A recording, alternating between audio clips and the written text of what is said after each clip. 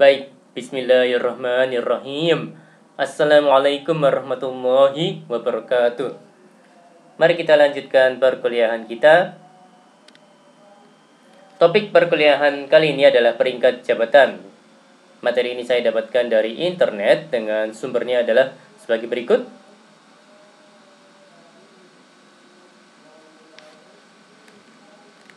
Oke, penataan sistem. Kegiatan penataan sistem terdiri dari, kalau di slide ini ada 4 poin ya Mas dan Mbak sekalian. Yang pertama, kegiatan analisis jabatan. Penyediaan dokumen uraian jabatan dan peta kebutuhan tenaga pada masing-masing jabatan struktural. Yang kedua, evaluasi jabatan. Penyediaan job grading seluruh pegawai di lingkungan Kementerian Agama. Yang ketiga, profil kompetensi untuk pemetaan kompetensi seluruh pegawai dan pegawai pada masing-masing jabatan. Yang keempat, tunjangan kinerja, remunerasi, sistem remunerasi baru, tunjangan kinerja atau job pricing yang benar-benar equal pay for equal work, merit system. Oke, ini alur peringkat jabatan ya. Analisis, evaluasi, grading, remunerasi. Jadi yang ini analisis jabatan, yang ini evaluasi jabatan. Nah, ini di sini ada 2 gitu ya Mas dan Mbak sekalian. Ada peringkat jabatan dan struktur remunerasi. Ya, ini ada persiapan, pengumpulan data, dan pengolahan data. Untuk persiapan ada pedoman, ada analisis, ada program. Kemudian di bagian pengumpulan data ada formulir, ada responden, ada teknik, ada data jabatan. Seperti itu ya Mas dan Mbak. Kemudian yang pengolahan data ada uraian, ada uraian jabatan, ada spesifikasi jabatan, ada spesifikasi jabatan, dan ada peta jabatan. Seperti itu ya Mas dan Mbak. Oke, peringkat jabatan. Definisi: pemeringkatan jabatan atau job grading adalah penyusunan dan pengelompokan sejumlah jabatan yang memiliki bobot relatif sama. Pemeringkatan jabatan bertujuan untuk memberikan penghargaan kepada pegawai sesuai dengan tingkat tanggung jawab dan risiko jabatan atau pekerjaan sebagai upaya untuk mendorong meningkatkan kinerja dan profesionalisme secara berkelanjutan. Oke, maksud dan tujuan.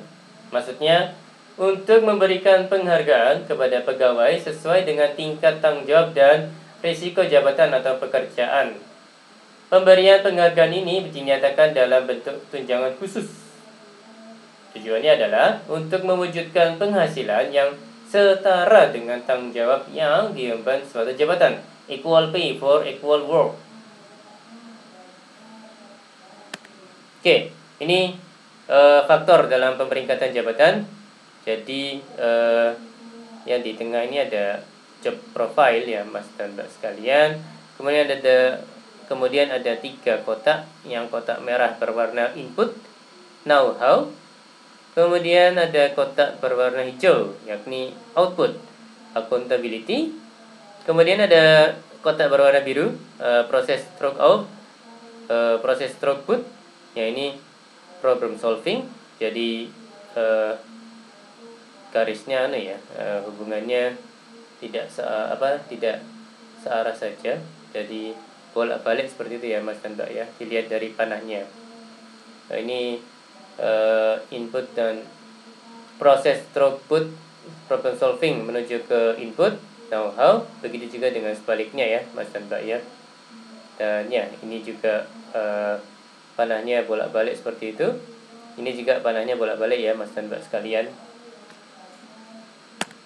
Oke, ini siklus pembobotan dan insentif jabatan. Jadi ada 10 alur gitu ya, siklus.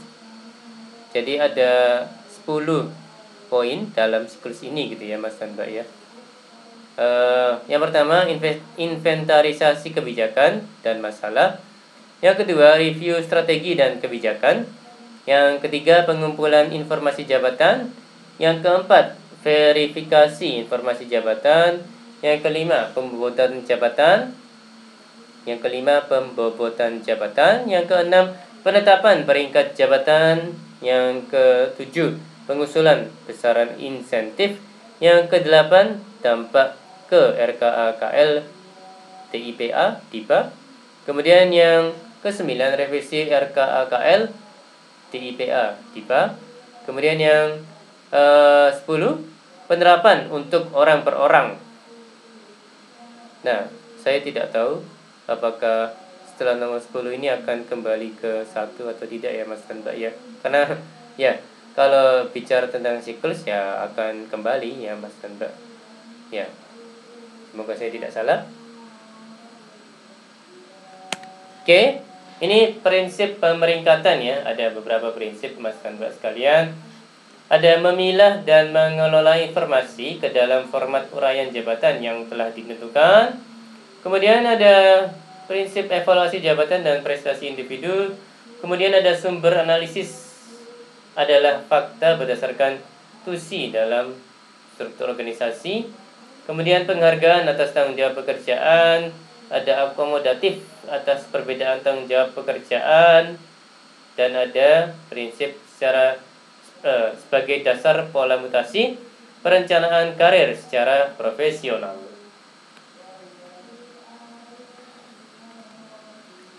Oke, ini komparasi penyusunan peringkat ya. Ada 5 aspek ya. Kalau di slide ini ada tugas dan fungsi, ada metode, ada range, ada point range, dan ada yang kelima terendah dan tertinggi gitu ya Mas dan Mbak ya.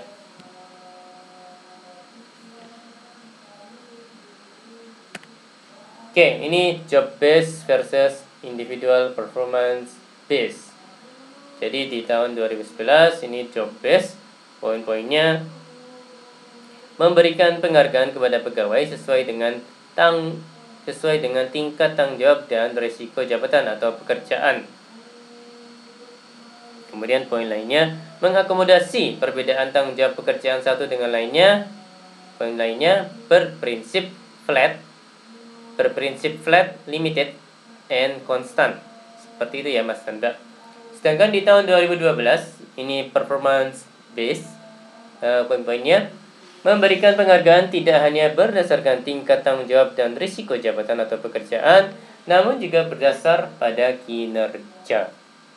Kemudian poin lainnya, mengakomodasi perbedaan kinerja pegawai yang memiliki beban kerja pada jabatan yang sama.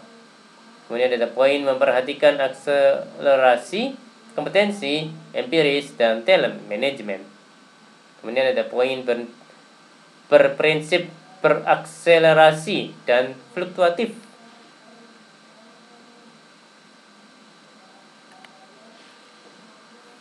Oke, ini ada apa namanya? Ini ada gambar yang menjelaskan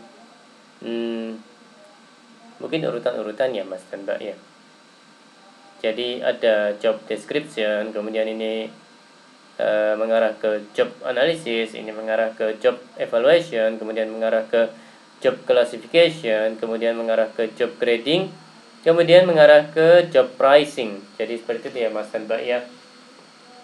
Oke, poin-poinnya ada identitas jabatan, ada kedudukan jabatan, ada tupoksi jabatan, ada tujuan jabatan, ada uraian tugas dan kegiatan, ada bahan yang digunakan, ada alat yang digunakan, ada hasil kerja, ada wewenang, ada tanggung jawab, ada dimensi, ada hubungan kerja, ada masalah dan tantangan, ada risiko bahaya jabatan, serta ada juga persyaratan jabatan. Seperti itu ya Mas dan Mbak. Oh ya, yang tadi itu, yang ini adalah untuk job description ya. Untuk job description Mas dan Mbak sekalian. Sedangkan untuk job analysis ada uraian jabatan, ada spesifikasi jabatan, dan ada peta jabatan. Seperti itu ya Mas dan Mbak sekalian. Nah, untuk yang job evaluation ada FES, Factor Evaluation System, F1 ini ruang lingkup dan ruang lingkup program dan dampaknya. F2 wewenang manajerial. F3 koordinasi dan pengintegrasian. F4 ada hubungan personal, sifat hubungan dan tujuan hubungan. Yang F5 situasi khusus. Nah, job classification ini ada yang paling atas klasifikasi dibagi dua, peringkat jabatan dan kelompok jabatan. Nah, peringkat jabatan ini ada peringkat 1 sampai 17 gitu ya Mas dan Mbak ya.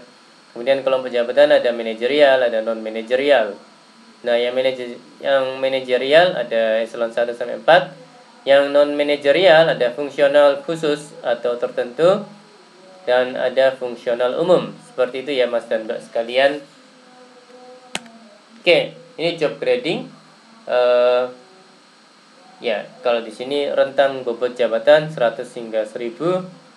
Ini bobot jabatan struktural di lingkungan Kementerian Agama kantor pusat. Jadi ada 1 2 3 ada 4 kolom besar gitu ya Mas dan Mbak ya.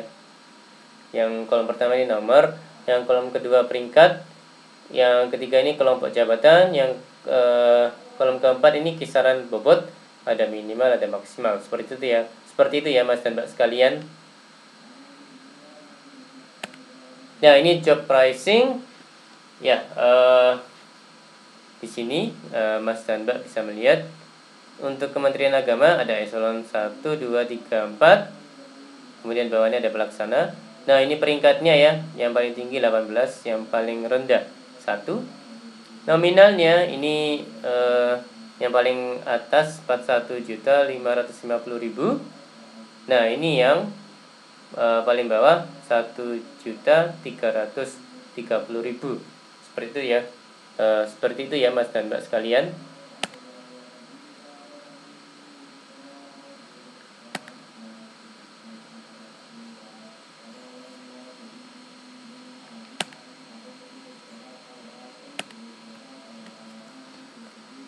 Baik, demikian perkuliahan kali ini Mas dan Mbak. Mohon maaf kalau ada hal-hal yang salah. Terima kasih atas perhatian dan waktunya. Kita jumpa lagi insyaallah di lain kesempatan. Saya akhiri, wassalamualaikum warahmatullahi wabarakatuh.